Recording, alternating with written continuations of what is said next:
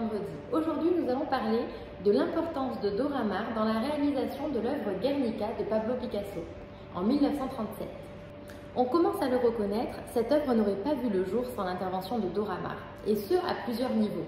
Déjà, c'est elle qui arrive un jour au De Mago, alors que Picasso était en train de boire un verre avec ses amis, et qu'elle lui montre un journal avec la tragédie annoncée du bombardement de la ville de Guernica, qui est une ville basque espagnole, qui a été bombardée par des avions allemands et italiens qui soutenaient le coup d'État des nationalistes espagnols contre la Seconde République espagnole.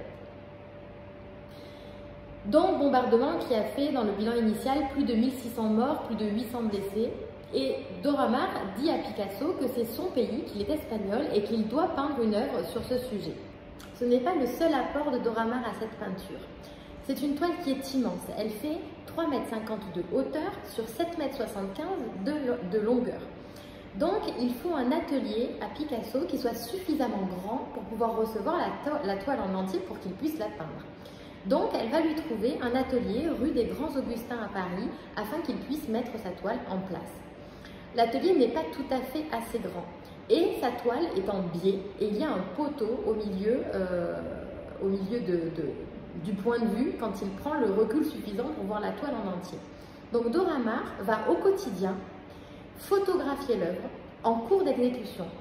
C'est la première fois qu'on a un reportage sur l'œuvre en train de se faire, non pas sur les différentes étapes de création, mais vraiment sur les différentes modifications qui sont faites au cours du mois et demi que va prendre la peinture de cette œuvre à Picasso.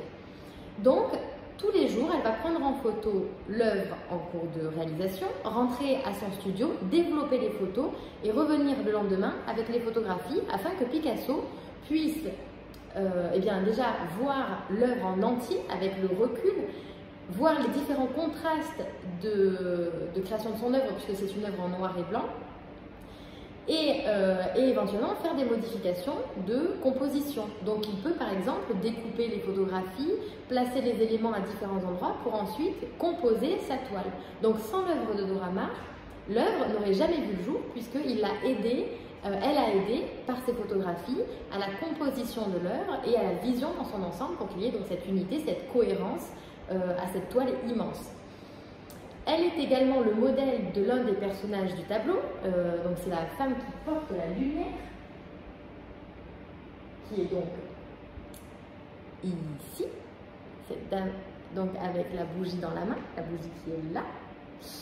Je m'améliore pas tellement, hein, mais vous avez compris, donc Dora Maar est là et elle aurait également aidé à peindre le tableau, donc elle aurait participé à la peinture.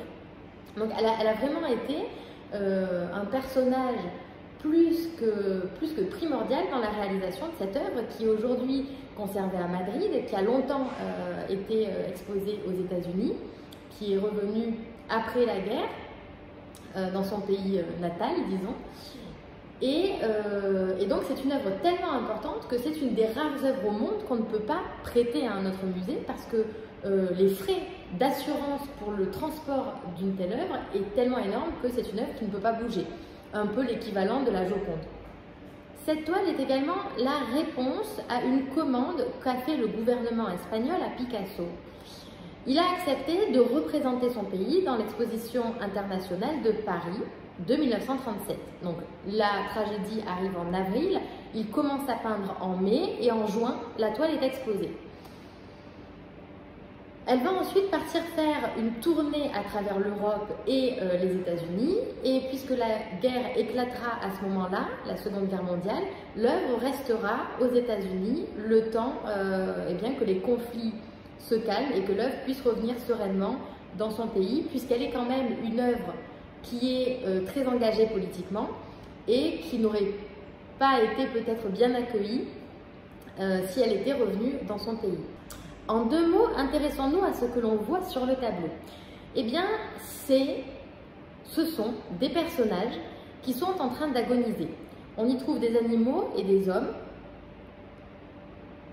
Alors, comme on peut le voir en bas du tableau, c'est une représentation du bombardement de Guernica et donc des personnes qui sont en train de mourir ou de souffrir en tout cas.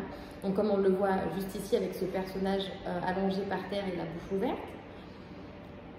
Les femmes qui crient, comme on peut voir juste là, avec la langue pointue qui sort dans un cri de souffrance, d'agonie. Même les animaux ont l'air de souffrir, comme on peut le voir ici avec le bœuf. Ici le cheval qui est également en train de crier, comme la femme que l'on a vue précédemment.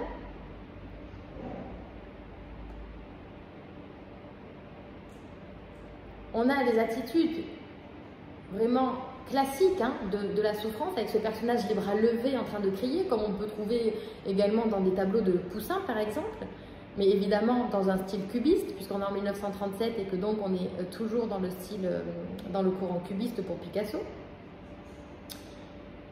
Et à l'arrière-plan, on peut voir une ville en flammes, une ville à feu et à sang.